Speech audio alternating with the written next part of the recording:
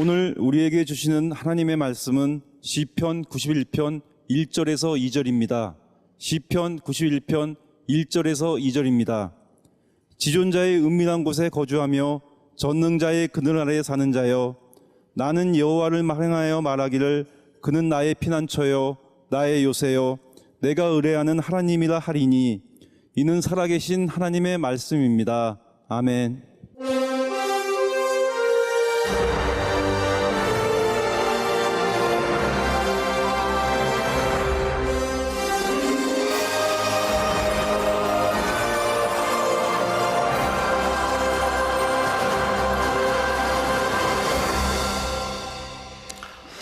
제가 여러분들하고 이렇게 매주 이렇게 설교를 하면서 제 말이 좀 신뢰가 있어야 되겠다 이런 생각을 하기 때문에 책을 이렇게 하나하나 오면서도 여러분들이 읽을 수 있는 책, 조금 버거운 책 이런 것들을 제가 솔직하게 얘기를 하는데, 솔직하죠?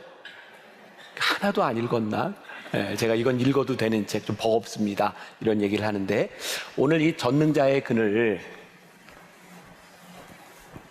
저는 사실 이걸 보고 이게 책인 줄 알았는데 가짜예요. 이거는 가짜고, 여기에 이제 꽂혀 있는 책들이 제 서재에서 이제 가져온 책들입니다.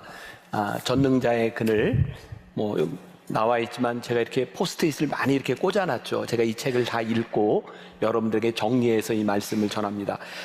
마지막 페이지를 보니까 483쪽이 되니까 꽤 두꺼운 책입니다. 그런데 이 책은 읽어봄직합니다. 여러분들에게 권할 수 있고요. 가능하면 여러분들 소모임을 통해서 또 목사님들과 리더들과 함께 이거 한번 도전해보면 재밌다는 표현보다는 우리들에게 이해할 만한 그런 좋은 책이라는 생각이 들고, 또 오늘 말씀을 다 듣고 난 다음에 이것 가지고는 좀 부족하다 하는 분들을 위해서 교회에서 영화를 하나 준비했습니다. 창끝이라는 영화. 어제 토요 예배를 마치고도 교인들이 함께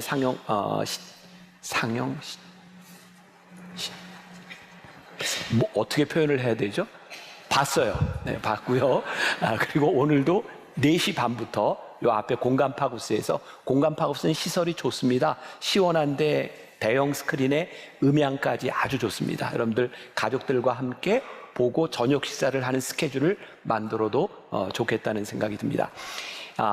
이 전능자의 그늘이라는 책은 이제 앞으로 여러분들과 이제 선교에 대한 이야기들을 몇 주 나누게 될 거예요. 다음 주에 우리들이 나누게 될 선교 이야기는 제임스 오 프레이저의 산비라는 책입니다. 산비 무슨 뜻인가 봤더니 영어책으로 Mountain Rains라고 되어 있더라고요. 사실 그 책은 제가 보면서 많이 울었던 책입니다. 그리고 그 다음 주에는 하용조 목사님의 나는 선교에 목숨을 걸었다. 앞으로 몇 주 동안 계속 선교에 대한 이야기를 나누게 됩니다. 뭐 책들이 몇 가지 그런 책들이 있어요. 저자가 직접 쓴 것이 아니라 그 사람이 죽고 난 후에 누군가가 기록했던, 대표적으로 우리가 새벽마다 지금 묵상하고 있는 오스왈드 챔버스의 주님은 나의 최고봉도 그의 아내가 기록했던 것을 책으로 엮은 거고요. 우리 전능자의 그늘도 짐 엘리엇이 죽고 난 후에 그의 아내 엘리자벳 엘리엇이 그의 일기와 편지들을 묶어서 만들어낸 그런 책입니다. 좋은 책입니다. 전능자의 그늘은 6년 동안 선교를 준비하고 아우카족을 가슴에 품고 그 선교지에 갔지만 에콰도르 강가에서 처참하게 살해당했던 젊은이들의 이야기, 그 주인공 짐 엘리엇의 이야기이기도 합니다. 28살에 죽었습니다.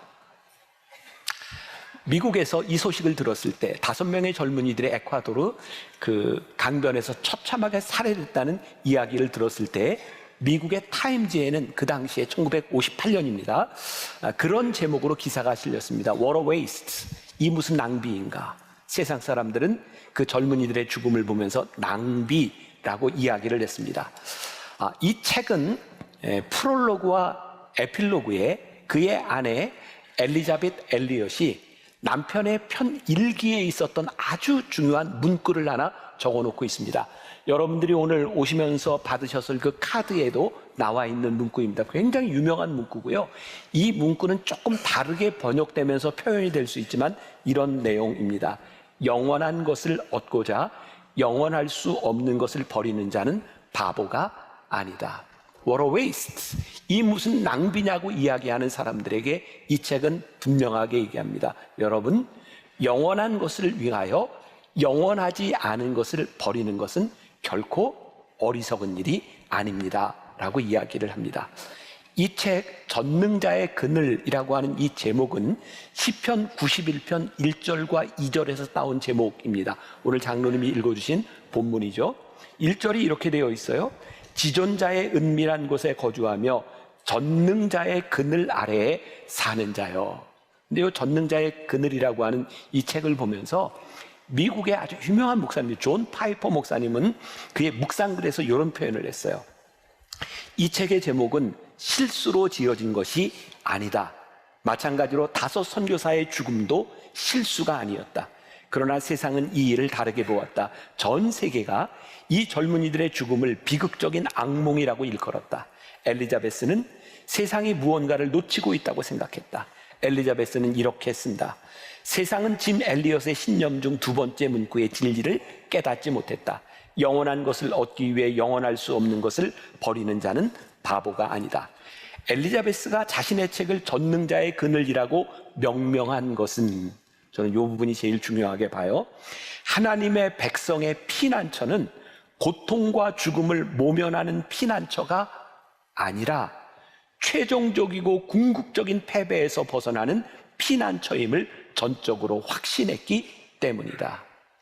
전능자의 그늘, 영어로 The Shadow of Almighty라고 되어 있어요. 전능자의 그늘. 우리는 전능자의 그늘 아래에 있는 걸 어떻게 생각하죠? 우리의 실패와 낙담, 아픔 가운데서 우리들이 그분의 그늘 아래에 있다, 피한다, 이런 생각을 할 때가 많이 있는데 이 말은 그런 뜻이 아니다. 궁극적인 패배에서 벗어나 우리들의 삶이, 우리들의 죽음이 그분 안에 있는 것이 헛되지 않음을 우리들이 이야기할 수 있을 때 우리는 전능자의 그늘 아래에 있습니다 라고 말할 수 있는 거예요. 제가 후반부에 더 이야기하겠지만 여러분들에게 제가 던지고 싶은 도전이에요. 우리의 인생을 마쳤을 때 우리는 전능자의 그늘에서 우리는 후회함이 없는 인생을 살았습니다 라고 말할 수 있을까? 제가 가끔 그런 질문, 그런 표현을 하죠. 제가 청년들에게 묻는, 얘들아, 너희들이 이렇게 살다 죽어도 괜찮겠니? 우리가 나이가 들면서 그런 삶을 잃어버리는 것 같아요. 내 속에 가슴을 뛰게 하던 내가 이렇게 살아도 죽겠다고 생각했던 우리의 마음들이 나이가 들면서 그냥 우리들의 생명을 이어가는 것으로 죽음을 향해 가고 있다면 우리들의 삶의 질적인 우리들의 삶이라고 하는 것은 얼마를 살았느냐에 대한 문제가 아니라 우리의 삶을 마감할 때 내가 전능자의 그늘 아래에 있습니다 라고 이야기할 수 있는 것이 아닐까. 오늘 이 책은 굉장히 이제 많은 분량이기 때문에 제가 다 이야기를 할 수 없고, 제가 책을 보면서 짐 엘리엇이라고 하는 선교사가 이런 삶의 원리를 가지고 살았구나라고 하는 그의 삶의 태도에 관한 것을 제가 3가지 주제로만 뽑아냈습니다. 그걸 여러분들의 삶에 좀 적용할 수 있으면 좋겠다. 자, 첫 번째, 이 책에는 기다림과 움직임이라고 하는 것을 이야기하고 있어요. 제가 이제 중요하게 이야기하려고 하는 거예요. 기다림과 움직임. 자, 요건 이제 머릿속에 잠깐 넣어두고, 이 책에 보면 이 짐 엘리엇이 위튼 칼리지, 시카고에 있는 위튼 칼리지를 다닐 때 그는 부르심을 받거든요. 그리고 부르심을 받고 난 다음에 선교사로 복음을 전하라고 하는 부르심을 받은 이후에 그의 일기에 내가 부르심을 받은 이유에 대해서 몇 가지를 써놓습니다. 성경이 한 단어도 번역되지 않은 언어가 이 세상에는 1700개의 언어가 있다. 1950년대 상황이에요. 자, 선교사로 헌신한 사람 중 90%는 평생 선교지에 나가지 않는다. 주님 가겠습니다 이상의 것이 필요하다. 또 세상 사람 64%가 그리스도에 대해 한 번도 들어본 적이 없다. 또 매 시간 이 전 세계에는 5,000명이 죽어가고 있다. 인도의 인구는 북남미와 아프리카 인구를 다 합한 것과 같다. 인도의 선교사 비율은 인구 7만 1천 명당 한 사람이다. 그리고 미국을 제외한 다른 전 세계의 사람들을 보면 인구 5만 명당 한 사람의 목회자가 존재하는데 미국에는 500명당 한 사람의 목회자들이 존재하고 있다. 바로 그러한 이유 때문에 짐 엘리엇은 선교사로 나가야 되겠다고 하는 부르심을 강하게 받게 됩니다. 자, 서두름, 긴박성, 요 두 단어가 그의 글 가운데 나오는데 한번 낭독을 통해 들으면서 요 단어를 한번 유심히 보세요. 들어보겠습니다. 저번 편지에 금방이라도 페루에 갈 것처럼 말했는데 편지를 보낸 뒤 제가 너무 서두르지 않았나 걱정됐습니다. 그러나 오늘 아침 주님께서 서두름에 대한 생각을 주셨습니다. 달려갈 때에 실족하지 아니하리라. 다른 박질하여도 곤비치 아니하겠고, 그렇다고 제가 무턱대고 당장 선교지로 가야 한다는 뜻이 절대 아니라는 것은 저도 압니다. 하지만 설령 제가 서두르더라도 하나님의 인도하심만 있다면 서두름 자체는 전혀 잘못이 아니라는 뜻도 분명합니다. 제가 긴박성을 느끼는 가장 큰 이유는 언어의 어려움 때문입니다. 제게 남미 인디언들 사이에서 사역할 의향이 있을진데 스페인어 못지않게 부족 언어들도 배울 각오가 돼 있어야 합니다. 25살 때보다는 21살 때 더 빨리 배울 수 있지요. 여기에 보니까 전혀 감동이 없죠? 그냥 이렇게 그의 일기 가운데 나오는 아주 평범한 이야기 같은데 저는 이 책을 보다가 서두름 그리고 긴박성이라고 하는 단어가 저에게 딱 들어왔고 이것은 우리 그리스도인들이 동일하게 가지고 있는 고민에 대한 문제다. 여러분들 인생에 혹시 서두름에 대한 부분들이 있겠죠. 어떤 일을 하든 우리는 이게 빨리 서두러야 될 일이야 라고 생각하는데 그에게도 선교사로 나가는 것에 대한 서두름이 찾아왔을 때 그에게 찾아온 것은 하나님의 기다림, 순종이 필요하겠구나 라는 생각을 하게 되죠. 또 그에게 이 긴박성이 들어왔을 때 이 긴박함은 긴박함으로 끝나는 것이 아니라 긴박함 가운데서 그가 무엇을 준비하고 있었는가를 우리들에게 보여줍니다. 이 두 가지 태도가 굉장히 중요하다는 생각이 들었어요. 돌아가신 김부영 목사님이 쓰셨던 책 가운데 이런 제목이 있습니다. 서두르면 이스마엘, 기다리면 이삭. 이게 잘 모르는 세대가 많구나. 그래서 제가 어제 토요 예배 하면서 좀 장단을 좀 맞추자. 서두르면, 기다리면, 조금 서두르면, 기다리면, 이건 머릿속에 좀 넣으라. 우리들의 인생에 서두르면 이스마엘을 낳을 때가 많이 있어요. 후회할 일이 생기는 거죠. 그러나 우리들의 인생에 기다리면 이삭을 낳습니다. 약속을 우리들이 받습니다. 중요한 것, 우리들에게 뜨거운 마음을 가지고 하나님이 부르시다는 것, 그런데 그 뜻이 하나님의 뜻과 일치하는지를 바라보는 것, 그것은 바로 순종이라고 하는 말로 표현할 수 있는 것 같아요.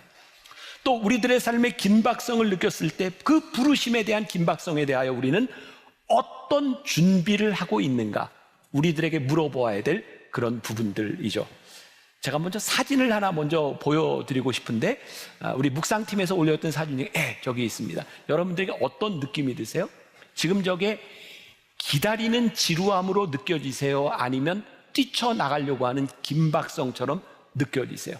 저게 분명히 기다리는 것은 기다리는데 기다림에 대한 목적이 아니라 언제든지 뛰쳐나갈 만한 준비를 하고 있는 모습으로 보여집니다.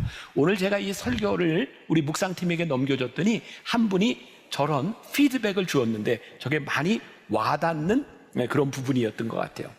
자, 이 긴박성에 대하여 이 짐 엘리엇은 그의 편지에 보니까 그가 어떻게 긴박한 마음에 대하여 움직이고 있었는가를 편지에서 기록을 하고 있어요. 첫 번째는 헬라어를 선택하게 됩니다.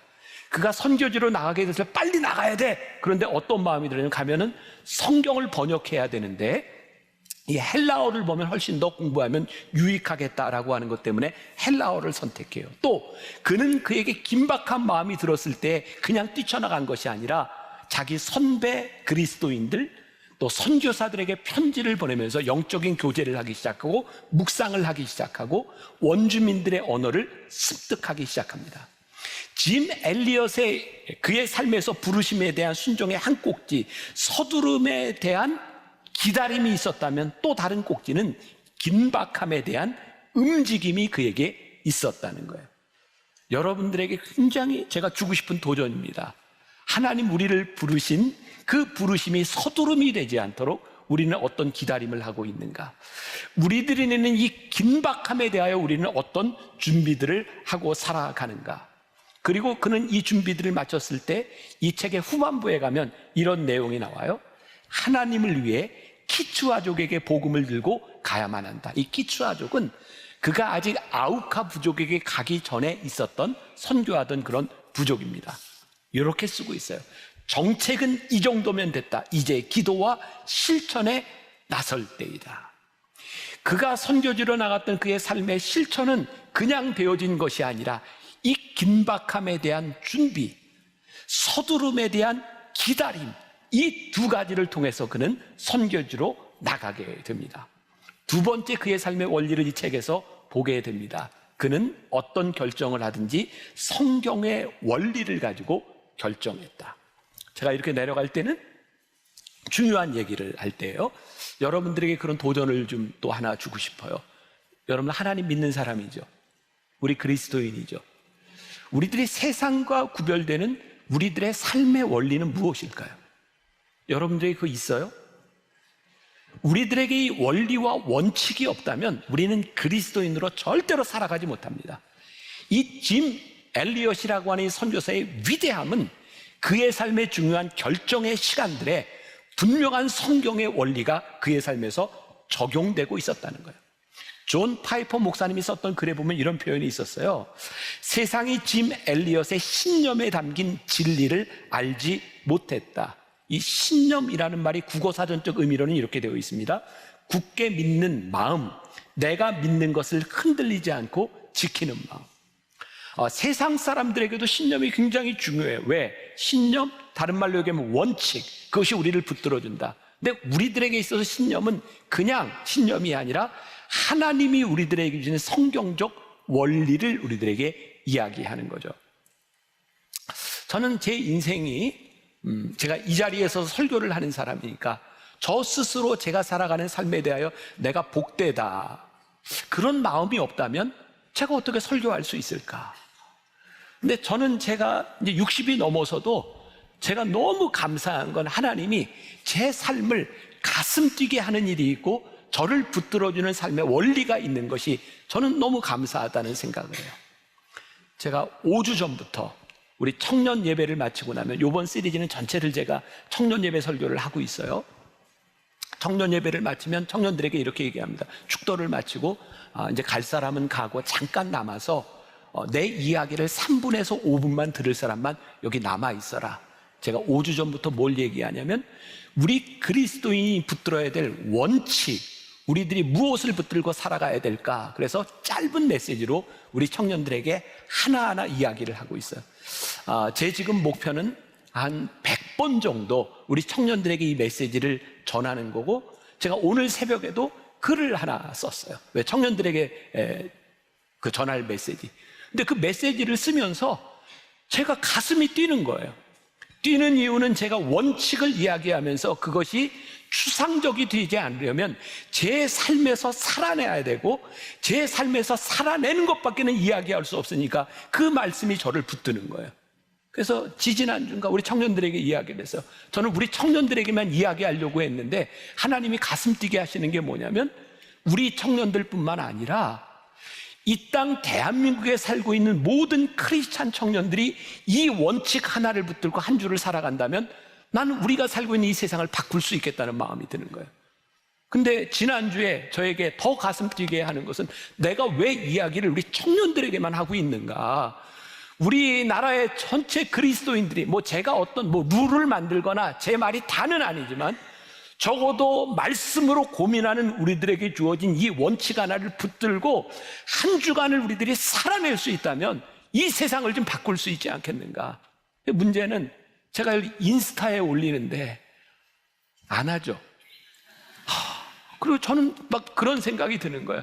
우리 부모님들이 우리 자녀들에게 이거 하나씩 다 보내주고 아무튼 보든 듣든 안 듣든 너희들 이 원칙을 한번 들어보고 실천해봐라. 그리고 제가 청년들에게 이 이야기를 하고 이런 도전을 했어요. 얘들아, 일주일을 살아가는 동안 너희들이 붙들어야 되는 것, 너희들이 놓아야 되는 것, 이거 분명히 한번 해봐라.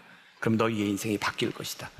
세상의 논리가 아니라 하나님이 우리들에게 붙들게 하시는 것. 저에게 그런 꿈이 생기는 거예요. 하나님, 우리 성도들이 이 성경의 원리, 우리를 붙잡아주는 이 원리를 가지고 붙들고 살아가게 하여 주옵소서. 그렇다면 우리의 인생이 후회하지 않을 인생을 살아갈 수 있지 않겠는가. 그래서 인스타 안 하는 분들 계정을 다 만드세요. 그리고 제가 페이스북에도 이제 연동을 하니까 이게 보니까 뭐 많은 조회수가 나올 때는 한 10만 명 가까이 이렇게 매주 봐요. 그리고 10,000명, 20,000명씩 이걸 봐요. 저는 가슴이 뛰어요. 하나님, 이 짐 엘리엇 같은 그런 성경의 원리에 기초한 우리 그리스도인들이 이 세상을 바꾸는 꿈을 꾸게 하여 주옵소서. 자, 짐은 그의 인생의 기로에 놓였을 때 그의 삶의 선택의 기준이 필요했는데 그게 늘 뭐였냐면 성경의 원리였다. 자, 이런 글이 나옵니다. 내 행동 방식은 주변 사람들의 행위를 보고 정해지는 것이 아니다. 세상 사람들을 본받지 말라. 교회에서 만나는 이들도 본받지 말라. 오직 말씀 속에서 만나는 하나님의 법만이 내 기준이 될 것이다. 그리고 조금 이따 나오겠지만 그의 아내가 그의 남편에게 순종하고 함께 따라갈 수 있었던 명백한 기준은 뭐냐면 내 남편이 성경의 기준 위에 살아가고 있다는 것이었어요. 제가 이렇게 좀 정리를 해봤어요. 기다림은 아무것도 하지 않는 것이 아니라 적극적인 기다림입니다. 분명히 기다리라고 하지만 그 기다림이 순종이 되도록 해라. 삶의 기준이 되는 성경의 원리를 만들어라. 우리들의 삶에 그 원리들이 있는가? 자, 세 번째, 이 짐 엘리엇은 그의 사명 앞에서 죽음을 생각하고 있었어요. 여러분들은 죽음을 종종 생각하세요? 나는 우리들의 인생에 죽음을 생각하는 건 큰 축복이라고 생각합니다. 죽음을 생각하는 자만이 올바른 삶을 살아가기 위한 결단을 하기 때문에 그래요.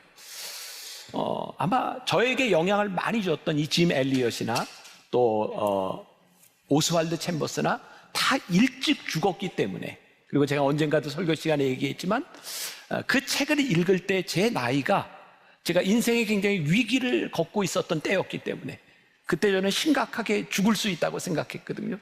너무 아프니까 이러다 죽을 수 있겠구나. 그때 하나님이 저에게 주셨던 물음은 너 뭐 하다 올래? 라는 거였어요. 그리고 제가 이제 60이 넘으면서 저희 아버님이 70에 돌아가셨거든요. 내가 아버지 기준에 비하면 난 10년밖에 안 남았네? 뭐 전혀 아쉬워하지 않는군요. 내가 뭐 10년밖에 안 남았네? 또 요즘 사람들 생각해보면 뭐 120까지도 살 수 있고 100세도 살 수 있고 그렇지만 내가 건강하게 활동할 수 있는 시간은 언제까지일까? 나에게 주어진 시간이 10년일까? 20년일까? 혹은 길게 잡아 30년일까? 근데 저에게 이 죽음을 생각할 때 가장 큰 문제는 뭐냐면 내가 얼마나 오래 사느냐에 대한 문제가 아니라 내가 살았던 삶에 대하여 나는 얼마나 하나님 앞에 내 인생을 긍정할 수 있고 내가 이렇게 살았다고 하는 것에 대하여 하나님 감사합니다라고 하는 고백을 할 수 있을까? 이 짐 엘리엇의 이 전능자의 그늘을 보다 보면 그는 아주 젊은 시절, 대학 시절, 아니 어린 시절부터 그 죽음을 예시하는 죽음에 대한 글들을 참 많이 남겨놨어요. 99페이지에 이런 얘기가 나와요. 아버지, 제 생명을 취하소서. 주님의 뜻이라면 제 피를 취하소서. 주님의 삼키는 불로 제 피를 태우소서. 제 것이 아니기에 아끼지 않겠습니다. 주님, 가지소서. 다 가지소서. 제 생명을 세상을 위한 희생으로 부으소서. 피는 주님의 제단 앞에 흐를 때만 가치 있는 것입니다. 20대 초반에 그가 썼던 일기에 나오는 글이에요. 299페이지에 나는 젊은이가, 적어도 나라는 젊은이가 가질 수 있는 모든 것을 다 가졌다. 그러므로 이제 죽을 때다. 더 이상 훈련받을 이슈가 없다면 그것도 좋다. 여태까지 훈련은 좋았고 하나님의 영광을 위한 것이었다. 나는 예수님을 만날 준비가 돼 있다. 그가 에콰도르 강변에 가기 전에 썼던 책 중에 나오는 글이에요. 결국 그는 맡겨진 사명을 완수할 때가 왔다는 것을 깨닫게 돼요. 우리가 무엇을 이루느냐가 아니라 하나님이 나를 쓰시는 때가 왔다는 것을 생각하게 돼요. 그의 동역자였던 네이트가 그 아쿠아족 부족을 발견하고 짐과 함께 경비행기를 타고 아쿠아족 위를 보러 비행을 하게 됩니다. 그리고 흥분에 겨워서 아내에게 이렇게 말을 합니다.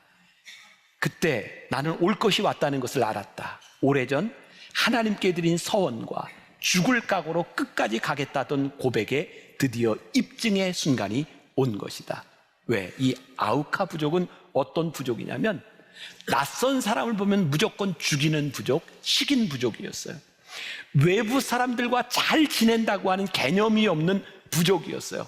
그래서 에콰도르의 다른 부족들도 이 아우카 부족은 무서워하는 사람들이었어요. 그런데 그들과 생김새가 다른 백인으로서 그들에게 들어가면 어떤 일이 일어날까? 그런데 이 확신에 찬 짐에게 아내 엘리자벳이 이렇게 묻습니다. 짐, 당신이 가야 한다는 확신이라도 있나요? 짐 엘리엇이 대답합니다. 나 부름받았어. 그 대답을 들은 엘리자베스는 짐과 함께 그 부르심을 받아들였다. 대답은 간단했다. 그거면 되었다. 성경의 원리와 하나님이 인도하신 상황과 짐 자신의 내적 확신이 모두 일치했다. 그렇다면 나도 동참할 수 있었다. 짐의 계획을 기쁨으로 거둘 수 있었다. 요즘 우리들이 부르심으로 죽는다는 생각을 잘 하지 않는 것 같아요. 근데 저는 부르심으로 죽는 것은 영광이다. 전능자의 그늘 아래에 있을 수 있는 우리들의 영광이라는 생각이 들어요. 우리들이 이 부르심 가운데 있는가? 이제 1956년 1월 8일 일요일이었습니다. 짐과 그의 친구 4명이 경비행기를 타고 에콰도르 강변에 아우카족이 사는 곳에 내려가게 되죠. 6년 동안 기다린 끝에, 준비한 끝에 그들은 그곳으로 들어갑니다. 그리고 처참하게 창에 찔려 죽습니다. 제가 여러분들에게 소개하려는 이 창끝이라고 하는 영화에 이런 장면이 하나 나와요. 짐과 그의 친구들이 권총을 가지고 있어서 총을 가지고 있었습니다. 그런데 총을 아우카 부족을 향해 쏜 것이 아니라 허공에 대고 쏩니다. 그리고 죽습니다. 허공에 대해 총을 쏘면서 우리는 당신들을 죽이러 온 것이 아닙니다. 당신들에게 말씀을 전하러 온 것입니다. 그리고 그곳에서 처참하게 죽습니다. 네이트 세인트의 아들, 짐의 친구였던 그 스티브 세인트가 아버지가 죽은 그 정글로 들어갑니다. 그리고 아버지를 죽인 사람 중에 하나는 민카얀이라는 사람을 만나게 됩니다. 근데 이 아들은 민카얀이의 양자로 들어가요. 그리고 민카얀은 얼마 후에 이 아우카족 최초의 목사가 됩니다. 이 아우카족은 굉장히 잔인한 족속인데 한 가지 특징이 있는데 여자는 죽이지 않습니다. 짐의 아내 엘리자벳 엘리엇은 남편을 죽였던 그 땅에 들어가기 위해서 간호사 공부를 하고 간호사 자격증을 따고 그 땅에 들어갑니다. 그리고 5년쯤 그들과 함께 그곳에서 살아냈을 때 아우카족 사람들이 묻습니다. 당신은 누구며 왜 여기에 와서 이렇게 사는가? 그때 이야기합니다. 당신들이 죽였던 짐 엘리엇이 내 남편입니다. 그리고 사람들이 복음으로 돌아오기 시작합니다. What a waste. 세상 사람들은 낭비라고 이야기할 때 하나님은 그들의 사명을 완수하는 삶을 살게 하셨어요.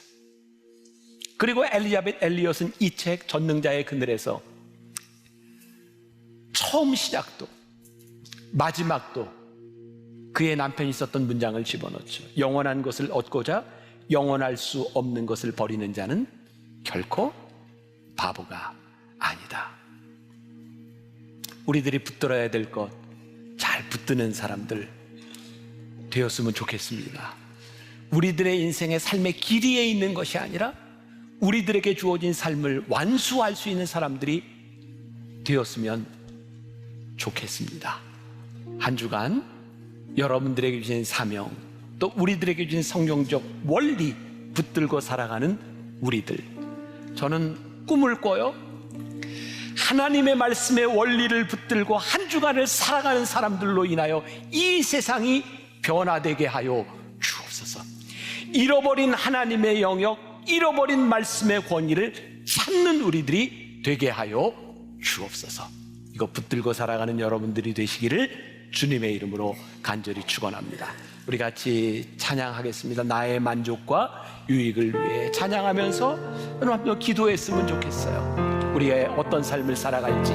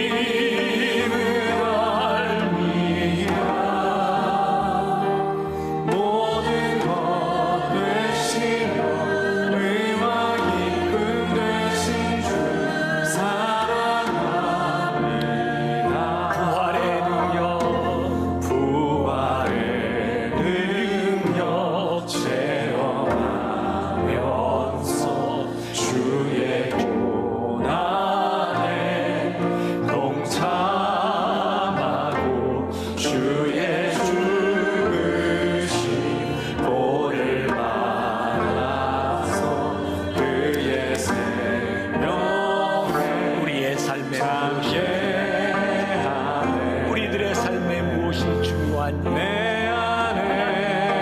영원한 것을 위해 영원하지 않은 것을 위하여 결코 어리석은 일이 아니라 하나님 우리들에게 주신 생명, 우리들에게 주신 시간, 헛되이 쓰지 않게 하나님 우리들의 삶의 말씀에 나를 붙들어주는 사람을 믿음의 삶을 살아가는 당신의 사랑하는 귀한 것 주님을 우리의 인생에 하나님 우리의 인생에 붙잡아야 될 것 붙잡는 사람, 기꺼이 하나님 앞에서 나아가는 사람들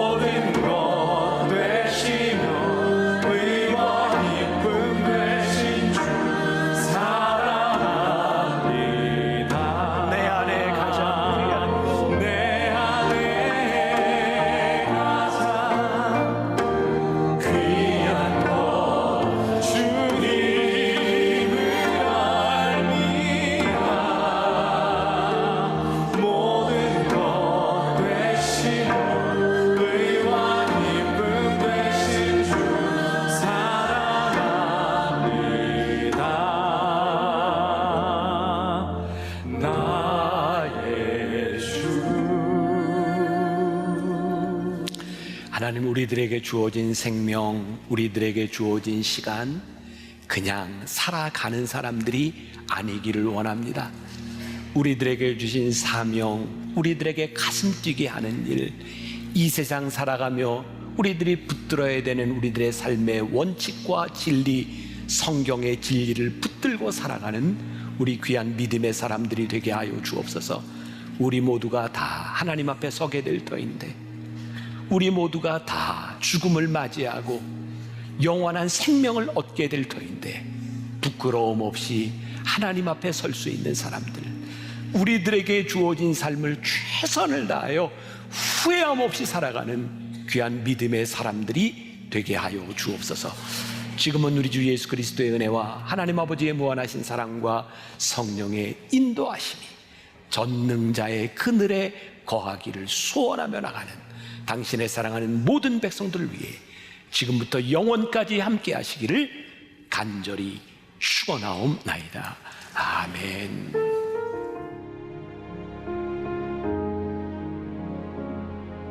지금은 선교 헌금 시간입니다. 이 예배를 통해 삶 가운데 은혜와 회복이 충만하시길 간절히 기도합니다.